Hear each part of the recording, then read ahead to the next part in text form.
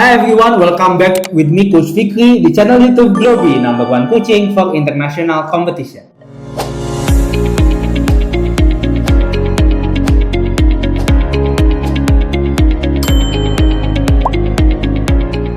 Buat yang baru datang dan baru hadir di channel YouTube ini, jadi aku akan bagikan secara gratis untuk ke kalian persiapan dan tips materi-materi untuk kalian persiapan lomba internasional. Khususnya MUN, WSC, debate, speech, dan yang related lainnya. Hari ini aku mau ajak kalian menyelami lebih dalam sebenarnya kalau kalian mau MUN atau model United Nations, persiapannya itu kayak gimana. And by the way, jangan lupa kalau kalian yang baru tahu soal MUN, nonton video aku sebelumnya, aku di sana jelasin soal MUN itu apa dan bagaimana cara bekerjanya. Nah, di preparation for MUN ini aku bahkan mau jelasin ke kalian 2 step. Yaitu step pertama adalah step sebelum melakukan pendaftaran dan setelah kalian mendaftar, yaitu persiapan ke akademiknya. Apa aja sih yang perlu di-prepare. Nah, di poin pertama aku mau ajak kalian dulu untuk ke persiapan akademiknya. Itu kalian harus tahu dulu 2 hal. Yang pertama, kalian harus pahamin organizer dan tujuan dari kalian ikut MUN. Kenapa ini penting? Karena untuk informasi kalian, MUN itu tuh tidak semuanya langsung diajarin sama UN. Jadi bukan yang, wah ini simulasi sidang PBB ya, pasti dari PBB ya yang ngadainnya coach. Justru malah enggak.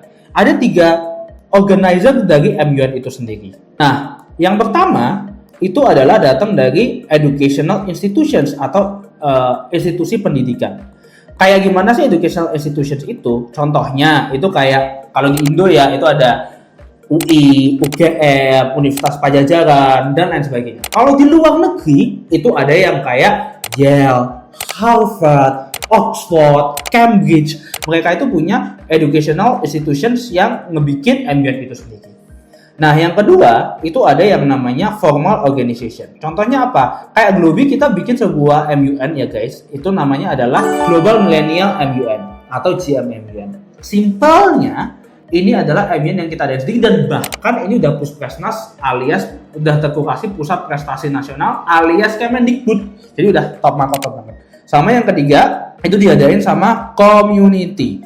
Jadi sebenarnya setiap orang itu bebas untuk bikin MUN mereka sendiri. Nah, sekarang aku mau ajak selami ke kalian tujuannya. Sebenarnya kalian tuh mau ikut MUN itu buat apa? Kalau kalian nggak aku mau coba-coba aja, aku mau mencari jati diri baru, aku mau mencoba kompetisi baru. So, semuanya bisa kalian coba. Bahkan aku sangat rekomen kalian coba dulu dari yang community ini. Kenapa? Karena secara harga dia relatif murah. Di Jakartaan ya, dia tuh range-nya 300 sampai 400 ribu. Itu udah termasuk makan, 2 hari conference dan lain sebagainya. Tapi tentu dengan harga segitu kalian jangan expect fasilitas mewah yang sangat storyable ya. Biasanya mereka akan pakai sekolah atau tempat-tempat ya udah yang gitu aja gitu. Nah, tapi ini bagus untuk permulaan kalian. Jadi 2 hal nih kalau kalian pengen coba-coba dan atau yang kedua, kalian tuh pengen latih soft skill kalian. Aku pengen public speakingnya, aku pengen networkingnya. Nah, it's okay buat join yang community. However, tapi kalau kalian, wah coach, aku nggak bisa banget nih. Aku harus ikut ini karena buat aku sertifikatnya. Aku mau studi lanjut. So, I can recommend you buat ke antara 2, yang educational institutions atau yang formal organization. Ini untuk kalian yang cari sertifikat. Khususnya, kalian harus cari yang udah terkurasi oleh Puspresnas. Gitu. Ini langkah pertama dulu. Setelah kalian tahu tujuan dan organizernya ini tepat untuk kalian, aku mau ajak kalian ke langkah yang kedua. Pastikan kalian daftar. Nah, ketika mau mendaftar, kalian akan melakukan pemilihan Council and Country Preference. Jadi kalian bisa pilih Council itu apa sih? Council itu adalah seperti subjek. Kalau misalnya kita Olimpiade. Jadi kalau kalian Olimpiade kan pasti ada yang geografi, IPA, matematika kayak gitu kan. Nah, council itu tuh sama kayak subjek di MUN. Dia ada yang topiknya soal human right, ada yang topiknya kesehatan, ada yang topiknya keamanan. Nah, kalian tuh harus tahu dulu nih, kalian tuh minatnya ke council apa. Nah, untuk pemilihan council itu ada 2 hal yang harus kalian liatin. Yang pertama itu adalah tadi minat kalian itu kemana.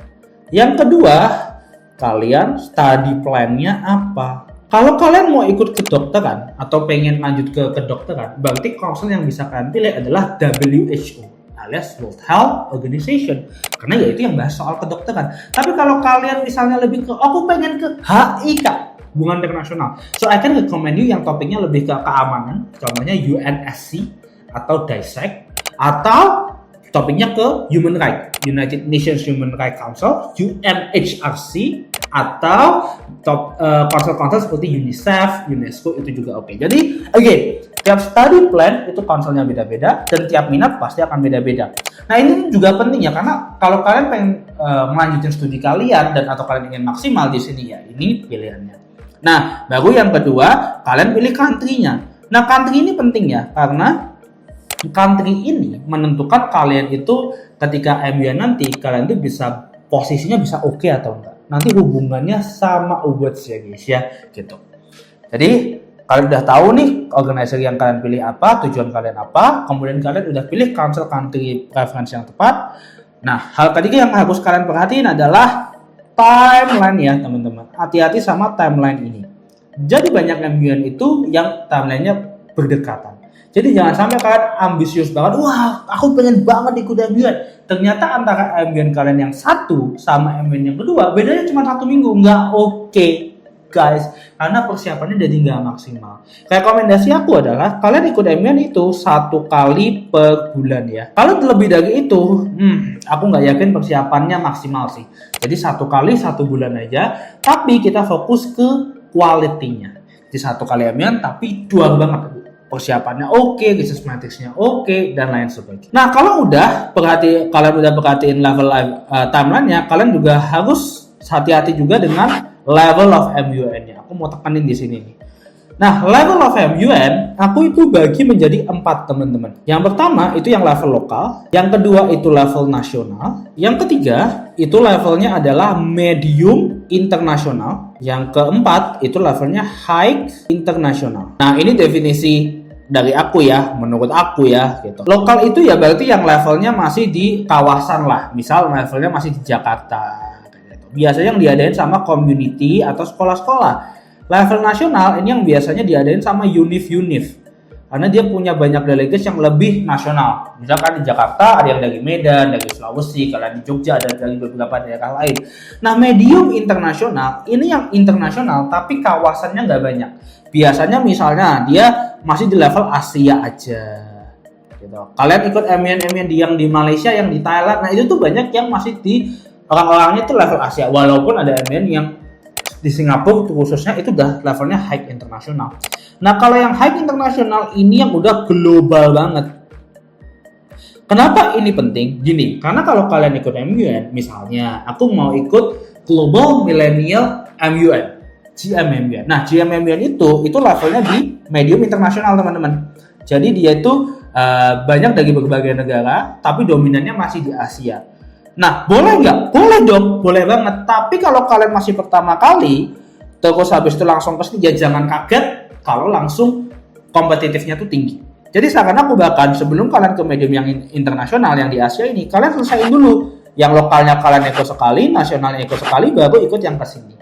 Pun sebaliknya, kalian jangan tiba-tiba langsung ikut yang high internasional. Contohnya Harvard MUN, Yelman, boleh nggak? Boleh. Tapi ya siap-siap diinjek-injek kalian di sana gitu loh. Karena persaingannya udah pasti udah ketat banget. Makanya kalian harus ikutnya itu step by step. Again, ini bukan rumus pasti teman-teman. Jadi kalau kalian tanya, boleh nggak aku langsung ke? Again, boleh. Tapi ya kalian akan berhadapan dengan level of delegates yang cukup tinggi. Sehingga rekomendasi aku nih ya, sebagai yang udah nge-course 9-10 tahun, kalian tuh harus step by step. Nah, itu semua persiapan teknisnya. Kalau sudah, kalian tinggal selesaikan administrasi aja, mungkin melakukan pembayaran. Baru kita masuk ke persiapan kedua, yaitu persiapan akademiknya. Nanti, aku akan jelasin secara lebih detail satu persatu ke kalian. Ini tuh apa. Tapi aku mau kasih tahu ke kalian kalau kalian ikut MUN, itu apa aja yang perlu disiapin. Yang pertama, itu ada namanya research matrix, teman-teman.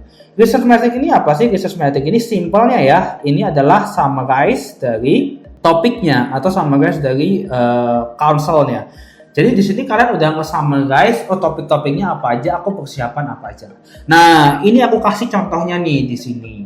Jadi kalau di sini kalian bisa lihat ya, ini counselnya UNEP, country-nya USA, topiknya adalah transitions to green economy. Nah, sebelum ngebahas ini lebih lanjut ya, Di sini dijelaskan nih problemnya apa, related datanya apa, country stance dan seterusnya. Di sini ada beberapa poin. Once again, aku nggak akan detail di video kali ini. Nanti kalau kalian ingin lebih detail soal belajar Resistmatic, ikutin video-video kita yang selanjutnya. Tapi pada intinya kita udah detailkan atau kita udah rangkum topik-topiknya seperti apa.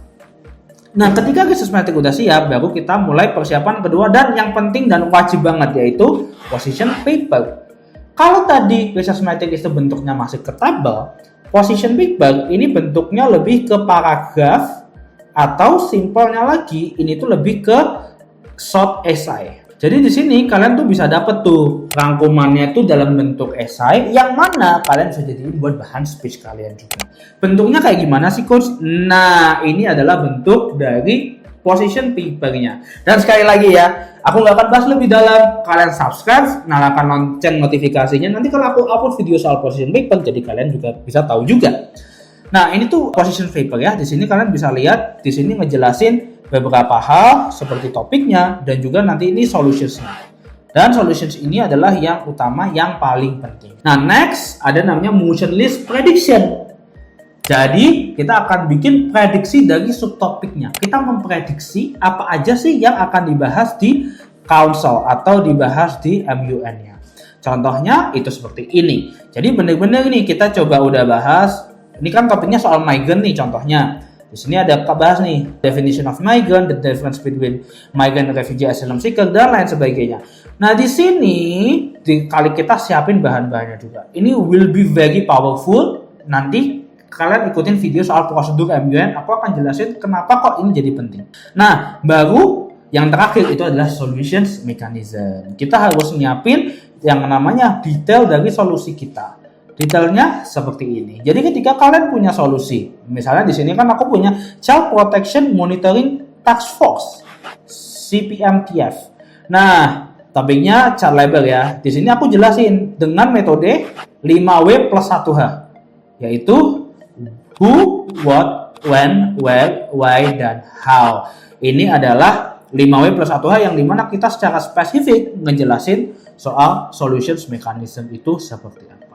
Semoga persiapan ini membantu buat kalian untuk nyiapin soal MUN. Dan nanti kita ketemu di video-video selanjutnya supaya kalian bisa lebih paham dan bisa lebih detail soal MUN. Jangan lupa untuk di like, comment, dan subscribe supaya kalian tidak ketinggalan.